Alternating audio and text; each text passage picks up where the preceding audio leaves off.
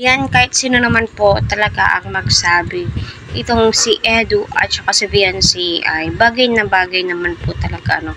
So, siguro kaya hindi nga po nag-workout ang mga nagdaang ka-love team ni Edu ay di po talaga sila para sa isa't isa. So, si Viancy nang haba ang itinadhana para kay Edu. So, may napapansin ba kayo sa picture na ito na tila ba'y magkahawig nga po itong si Viancy at saka si Edu, at dinadalangin ko na si Viancy na po talaga ang the one at forever ni Eds. Kasi ika nga ng mga supporters, lalo na yung mga senior citizens, ay ideal girlfriend nga po itong si Viancy. Lalo na itong si Edu, di ka na talaga magpro-problema kasi kung tutuusin, kayang i-provide ni Edu yung mga pangangailangan ni Viancy, pero hindi naman po yan yung mga iniisip po. Para sa akin lamang po, bilang isang reactor, wala na pong problemahin itong si Viancy.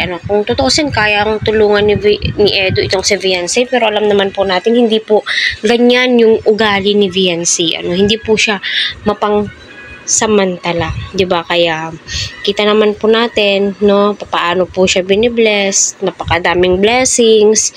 So, panoorin muna natin 'to, May nagsabi na bagay po talaga sila, Bagay na bagay tayo. Bagay talaga. Para kayong lalong gumawa po at maganda. Ikaw nabuhan si dito. Ito, tinita. Pawis ka na nga.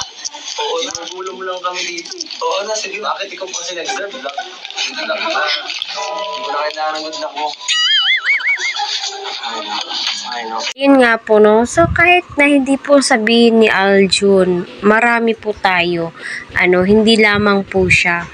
Yes, bagay na bagay po talaga itong si Edu at saka si Viancy na tila sila na po talaga ang itinadhana sa isa't isa. Kaya dalangin ko na Edu at saka Viancy maging success, at naway ipanalo mo nga talaga itong si Viancy at patunayan mo na may forever sa love team ng Kalingap. Kasi nga, ang totoosin, butong-buto po ang Matubang family. Hindi ko lang po alam kung botong nga rin ba si Mami Ellen kay Viancy, pero alam naman po natin na winelcome nga po niya itong si Viancy sa kanyang tahanan. It means botong-boto po sila. Kaya dalangin ko naway po talaga para sa ganon na maging happy ending ang kanilang love story at lalo po silang mamahalin ng mga supporters.